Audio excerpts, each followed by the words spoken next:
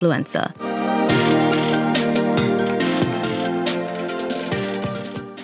I'm so excited about today. I fell in love with your products from the time I saw it on Instagram. I'm in love with the packaging, and I'm so excited for you to tell your story today. So let's get right into it. Where did you, I want to know more about you first. So where did you grow up? What about your upbringing kind of, inspired you to create a skincare line?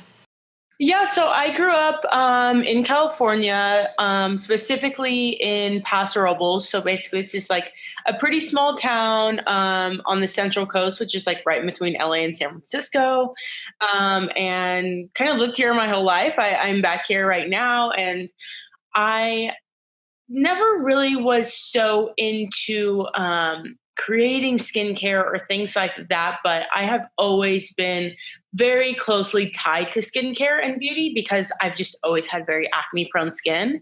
I had to start thinking about skincare and face wash and all these different steps in my routine very early. I think I started breaking out in like fifth or sixth grade. And so I had to really start thinking about skincare and all of those things a lot earlier than a lot of my other friends did. And so that obviously kind of like came to fruition with Rosen, but I would say my kind of like journey with beauty and, acne and the skincare space really started super early. And along with that, I've always been somewhat entrepreneurial. I never really kind of considered it, a full-time thing. I think I always figured like a side hustle or like a way to make money. And so looking back, I see all these like little things I did in like middle school, like trying to sell t-shirts or like make jewelry or things like that were all very entrepreneurial.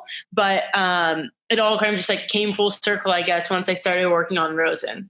Oh, I love that. So you created Rosen during the time you were an undergrad. What was that process like while being a student? Because that in itself is a lot. People are still trying to like figure out life, and here you are creating like this amazing brand.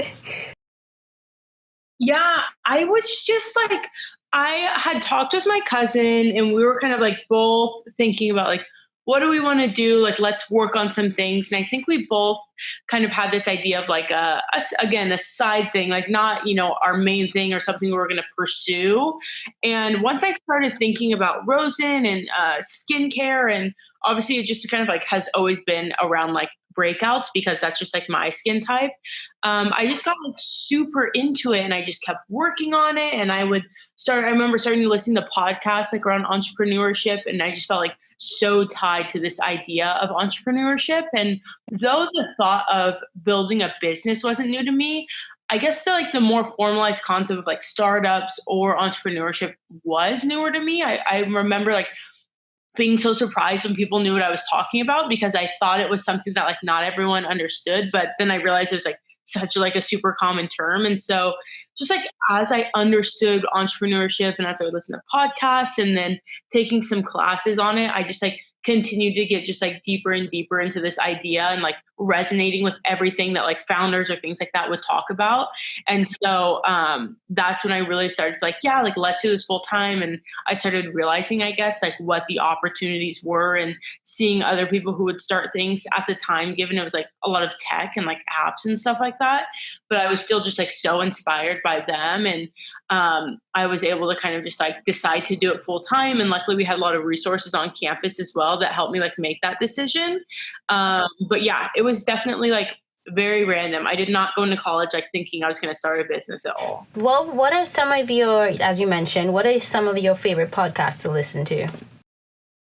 Yeah. So at the time, I was like anything with entrepreneurship in the title I would listen to. And I wish I remember the name of this one. I just vividly remember like driving through Culver City and like it's them talking about entrepreneurship and me just like connecting with it so deeply. But now I kind of listen to, I love How I Built This. I literally was about to say that. Yeah, I love that. Yeah, that's one of my favorite ones, like tried and true, like entrepreneurship one. And I used to listen to a few others, but now I also use like podcasts as like an escape. So I listen to like a lot of like true crime stuff or things like that aren't like work related. But those are always good. Beauty of the Nile is another one. I actually did an interview with her, but she gets a lot of really great guests on there and they're always inspiring. And sometimes I'll just search up like my favorite founders and not necessarily like listen to a certain podcast, but just like listen to a bunch of interviews by like one person. Right. I love that. So you said that you were experiencing a lot of, changes and breakouts with your own skin. So can you tell us more about that? Because I think, for me as a makeup artist, sometimes, you have to deal with a bunch of different skin types and like you have to know which products to work with. So like, what was your process in like nailing down like, okay, this is what my skin is going through and this is how I'm going to really like tackle it?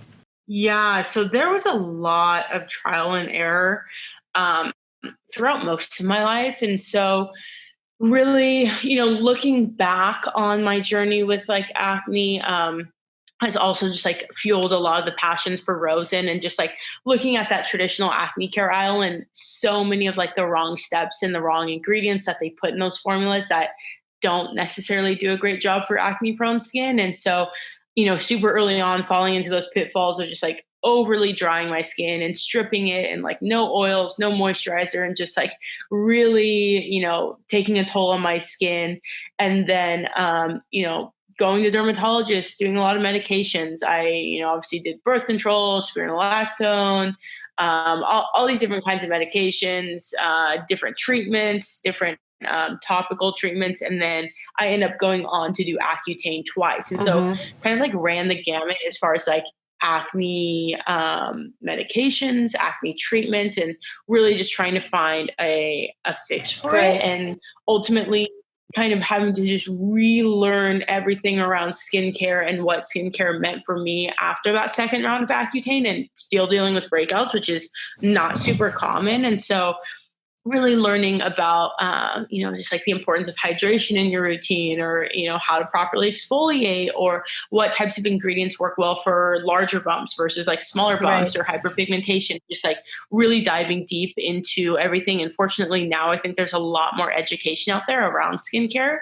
especially more than there was, when I was younger. And so it's always learning about different ingredients or different products and how they can all like kind of work together and how we can bring that knowledge to the acne care market through our formulas. But it's definitely been a super long journey of just like a lot of mistakes and a lot of trial and error. And, fortunately getting to a place now where I feel very comfortable, not only with my skin, but with the formulas that I use on my skin, and the routine that I built around acne prone skin. Right. And then what were some of those things that you saw that were, as you saw as wrong in terms of like how to take care of acne prone skin? What steps did you see that were being repeated in, I don't know, marketing and advertising that you were like, all right, this is not it? I'm curious about that. Yeah. A lot of the traditional like legacy brands in the acne care space, I just don't think they do a great job when it comes to their formulas and when it comes to acne prone skin. For example, you might think of kind of like a benzoyl peroxide wash, and then they still have kind of a lot of astringents, which are basically like super harsh toners, usually like a ton of alcohol in them. So just like this process of like stripping and drying your skin and then going in with like an oil-free moisturizer, and then maybe using like a super harsh like physical scrub, and like all these different steps that just like aren't great for acne prone skin, and are definitely not helping the longevity of your skin. They might be, a quick fix to like any topical bumps, like drying out any, kind of bacteria or things like that might be there. But when it comes to like the health of your skin and preventing future bumps, it just like doesn't do a great job of that. And so that's really where I saw, and I still see, to this day, there's still tons of products like within that aisle that are all one, like very much the same formulas. Like they haven't really changed anything, or, are just kind of creating this like very drying, over stripping, like day-to-day routine, which just like never is going to help folks in the long run when it comes to breakouts or scarring at all. They aren't even really, using ingredients to think about those post-breakout marks at all. So when it comes to your product line, because I know you have the fade routine and you have, different ones. So basically, like, is there a way that when I go on the website, I know like exactly what I should get? Like, is there a quiz, or like, how do I know how to approach your brand if I have acne or if I don't have acne? Like, sometimes it gets really confusing. Like you said, over the years, they have all these different things that they tell you to do, which is wrong. So how do you work to educate the customer on what they really should be doing? So we do have a quiz on our site, which kind of like helps dive into people's skin type and what they're typically dealing with their skin. And that'll pair them up with a certain routine. And usually people can either obviously just buy the routine or like pick products from the routine that they want to try specifically. But as far as education, we try to do a lot, both between our Twitter and our Instagram page, of really just diving into the education around skincare, around certain ingredients, around like building out a routine. And those routines that we have on our site are a big thing that we started because we saw so many people, even after kind of like giving them advice, still kind of like pairing products wrong together, or just like not seeing the best results, or really being unsure of like, hey, I bought one of everything, like what do I do now? And so many people, I think a lot of people, especially with breakouts, come from a place of like, just give me something that works, and they don't have as much skincare knowledge. Right. And so they're like struggling to put together a routine or even understand, and it can be very overwhelming. And so we try to put out a lot of education on our socials, promote, different influencers who provide a lot of great education as well. And then just having those routines with like step-by-step instructions of like, just literally follow these steps. And ideally, if the products work well for you, you get the best results, and you can see a lot more drastic before and after, as opposed to like if you're using them incorrectly, or not as often as you should, or things like Right. that. And then what is your favorite product from the line? I mean, I know these are all your babies, but there's always like a special one, Mm-hmm. So my favorite, and I always say both of these, but it's our cleansers. Oh, I love the cleanser.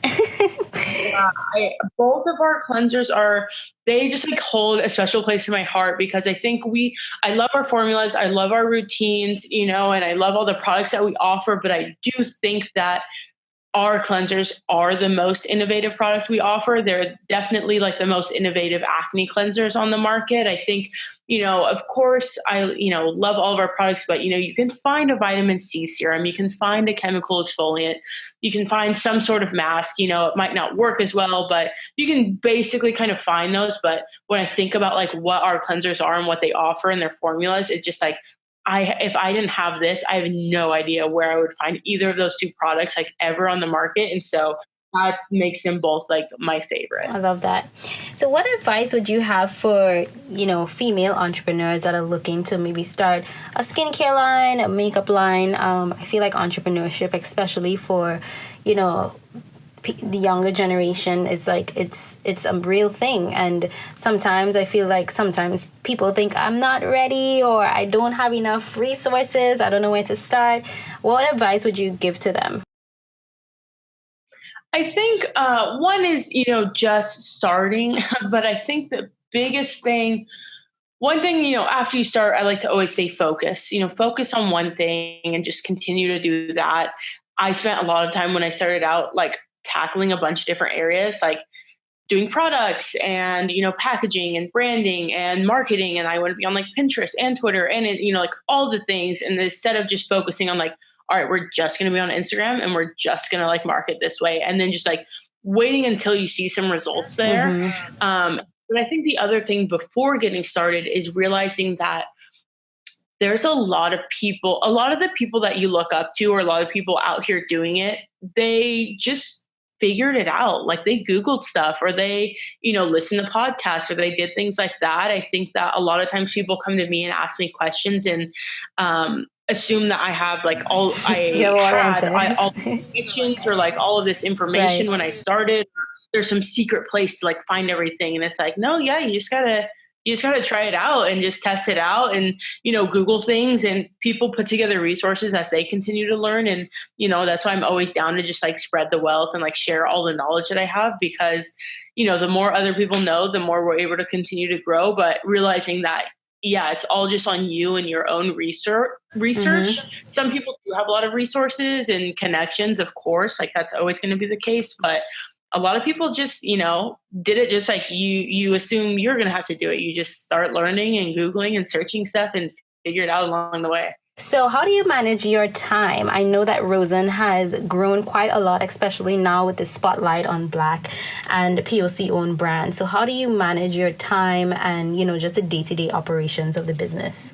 Yeah, my biggest thing, and it's, of course, when you grow really fast, it kind of takes a little bit to, as far as hiring and that whole process. But I always try to, at any stage, like next stage of my business, look at the tasks that I do throughout the day that are kind of just keeping us alive, like whatever's just letting us survive at this point. Anything that I'm working on in that space, I try to offboard and give it over to somebody else, bring somebody on with it, or hand it off to somebody else on the team.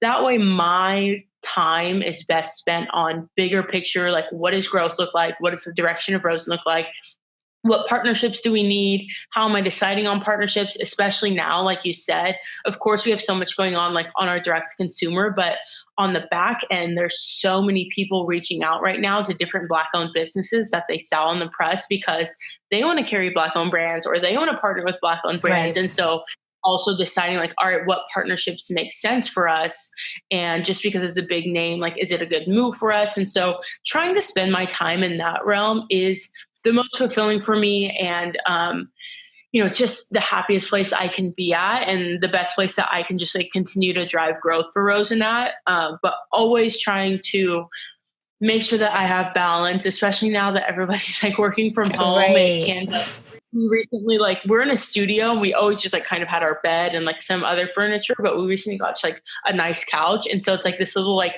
work, like off work separation for me, just like walking across the room and going on the couch to Yeah. work. And little like things like that have been really great for me to just like be able to disconnect and separate. And of course, when things are running smoother, it's so much easier to separate. Like a few weeks ago when we were just like in the thick of it, it was super hard for me to just like relax and not be working, because it's like, well, I know there's orders that need to go out, or I know things need to get made. And so finding ways to, one, get us to a place where like we're running smoothly, and then making sure I'm only focused on like the big tasks and the big movers for us is definitely key to like just all of my balance, or else it's just like so easy to get in the weeds of Right. everything. And before you know it, it's like, oh, we haven't grown for however many months, because it's like, how can you focus on growth when you're just like trying to survive at this new level? Right, right. I love that. And what does your self-care look like besides, unplugging and listening to true crime podcasts? Like, what is your self-care? Like, no, this is Jamika Day. Like, I'm not doing anything. What does that look like? I have gotten very good about like weekends for sure, unless it's like we're super behind. I've been very good recently, which is like weekends are, no work time. For me, I love, I've been kind of like into like literal, like physical puzzles lately. Oh, wow. But if it's not like a puzzle, I do like have like puzzle sorts of like games on my phone, like little, there's always some type of like clues or things like that in it that are fun. I like Sudoku. And then writing has been cool for me lately. Just like writing like little short stories. It's just like, it's not something I ever want to pursue or anything like that, but I love the thought of just like pursuing something creative just for yourself, especially as an entrepreneur, because I think so many things that go through my mind, I filter through like, oh, like how can I get good at that? And then how can I sell it? Or how can I do something like Right. that? And so I like really hard, like maybe like being things that I'm not that good at, because it's like I know I'll never make money on it. But like doing some sort of like creative thing like that, like doodling or writing stories or stuff like that, just because it's just purely creative and I don't have to like, there's no strings attached to like how it turns out or anything like Oh, that. I love that. So one thing that I must say is that I love how imaginative the design of your products and the packaging is. I love how simple like the actual the actual products are, but the packaging is everything for me. Was that something that you came up with, or did you have like a team come up with it? Because when I got it, I'm like, I don't even want to take it out the package. Like I want to just keep it in there. It's so cute. Oh, thank you.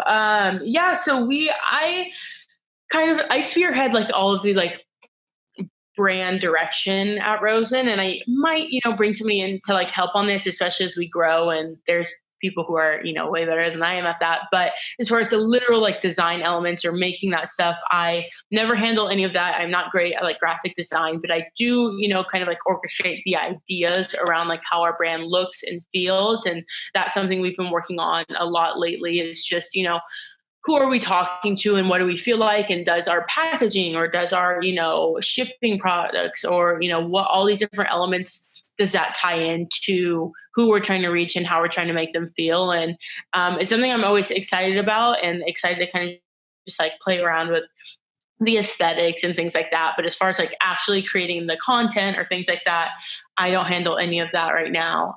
Maybe every now and then I'll hop in and do something, but usually leave it to people on my team who are much better at it than I am. I love that. So are there any products or new things that you guys are working on that we can look forward to? I feel like you have a solid lineup, and I'm always like everybody's like always what's next, but you're just like, I'm just trying to figure out right now. But I'm really excited about the future of the brand. And is there anything that you would want to do maybe in the future, even if there's nothing really in the works right now? Yeah, we definitely. So right now we were looking at launching products this year, but I think just after everything that's gone on with COVID and like how that's affected supply chain, and then also us just getting very busy, we're like very much in flux and trying to focus on just like getting our supply chain super strong right now. And so we don't have plans to launch anything new this year, but I am looking into some other products for next year. I will say some ingredients that I've really had my eye on. I want to try to formulate something with sulfur or like sulfuric mud. It's so great for acne prone skin. Bakuchiol is like a natural version of like retinol. And I've been seeing some brands play around with that. And I know retinol is great for like oily skin and something dermatologists would always prescribe to me. So I'm very curious about that ingredient. And so those are some things that I'm kind of looking into right now as I think about developing out formulas and potential launches for next year. Okay, well, I am going to be looking forward to that. And then what skills, besides what we've discussed, like what skills other than doing your research and being able to focus, what other skills do you think it's important for budding entrepreneurs to really like hone in on as they're trying to grow whatever business, whether as a freelancer or, as a budding beauty entrepreneur? I think the skill of keeping people updated, I don't know if it's a skill, but I think that has been so crucial to my growth and the opportunities that have come my way.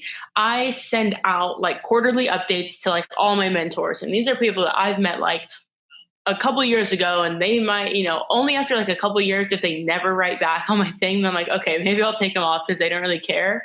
But like, I just follow up with everyone. I keep everyone in the loop of what I'm working on, and I, stay in touch with them. Of course, I'm always like, hey, if there's literally any way I can be helpful, please let me know. But I'll reach out to them if I know they're like a specialist in a certain area. I think that's so crucial. I have a lot of people reach out to me and I love to chat with them and keep them updated or, answer their questions. And then I kind of I just won't hear back from them. And so it makes it so much easier to just continue to tap into it, to continue to build that like mentor mentee relationship. And then all of a sudden, they're thinking of you for certain opportunities or they're plugging you for certain things, and you get all these things coming your way. And so I think that is such a crucial thing. And like on the other side of that is also just taking that feedback and learning and trusting that, maybe somebody doesn't know your brand as much as you do, but they know the industry or the space more than you do, right? Because they've been. And so taking that advice and really taking the time to think about it or flesh it out before you just kind of like brush it off is huge. And I think that's one reason that a lot of people, are, happy to share their advice with me or give me tips or, just be like so giving with their time, because I do genuinely act on the things that they say. And I do genuinely kind of like take into consideration and use it to help push my brand forward. And so those are huge things, just being able to learn and really staying connected with people, because I think that's something that if you, are like me and you don't like come from a lot of money or like a well-connected area or a well-connected family, or kind of just like getting started on your own and figuring it out, it's so crucial, because these people in every industry, but of course the beauty industry, like they have connections. They're using all their connections, all their previous jobs, exactly. Everybody their family they're knows. like, just do family like funding, like, and I'm like, wait, yeah. Okay. And it's exactly that. Even when you think of like things like funding, like when people say like, oh, like, like a friends and family round of, however many, like hundreds of thousands. For me, I'm like, whose friends and family has that? Right. But then it's like, if you can start building connections, then pretty soon, like your mentors are connected in that. And that's like, now I'm like, oh, okay. Like I probably could raise that much money at this point because of the people I know. But if you're just relying on like your personal connections and you don't kind of like expand off of those, it's just going to limit so many of your opportunities. And so I think that's huge. Just continue to build your network, because most of my opportunities honestly have probably come from it. So happy that you shared that. I totally agree. Now, you are making moves in the skincare industry. What do you feel like is, the future of it? There's so much going on, especially with COVID-19. The focus was on skin. It was up hundreds of %. Like, what do you see changing? Or, what do you think? Obviously, we can't tell the future, but what do you think that the skincare industry, like, what direction do you think it's going in? Yeah, I think we are getting to a very educated space within skincare for sure, over the last few years, but of course recently as well. I like to think of like the skincare space right now similar to like what the natural hair space looked like however many years ago, where it went Yes. from like, wow, I can't believe I was using that on my hair. And I think it's going to be like that within the next like couple of years of like, yeah, I was really out here using this like orange, like micro bead cleanser every single day. Right. And I wasn't even thinking about it. And now it's like I have so much education on all the ingredients and the steps and like all of that. And I think that's really where we're going with skincare. And I think we're also, I try to surround myself with as many like Black women founders as possible, but I think we're also just like in an exciting space of like, we're also seeing a lot of skincare that focuses on issues that deal with, the Black women deal with. If we think about like hyperpigmentation or scarring, it was Yep. like, I remember for years, all we had was like Mederma, which was supposed to be for like this gel for like if you cut your leg, and that's all they had for us. And still, I never liked it. And so it's like, now we're thinking about all these issues that people deal with, like hyperpigmentation or, other things as well, but just creating products, creating formulas around different skin types, around different skin issues, and just much more thoughtful and curated formulas and routines, and really just like the knowledge and education, I think, around skincare is just going to continue to blow up. And it's just going to be like, it's not going to be this kind of, I don't want to say elitist, but this space where it's like you either go to your esthetician or your dermatologist or you know nothing about skincare. I think it's getting to this place where it's like all this education is very much like democratized, and we're all learning so much and understanding so much around skincare.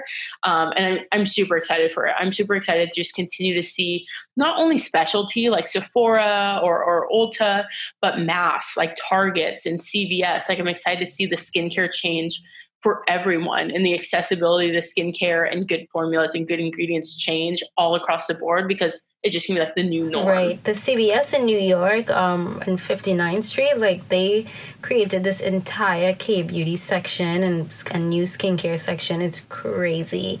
So I definitely think we're going to be seeing more of that. But I do want to know, what do you think about, the whole, like, as we talk about the future of the industry, what do you think about the whole clean and natural, those marketing keywords that a lot of brands use? Like, how do you feel about that? Yeah, I think that a few things. When I think about clean, I think there was a huge, especially when I started, a big kind of push for like clean, clean, clean, as natural as possible.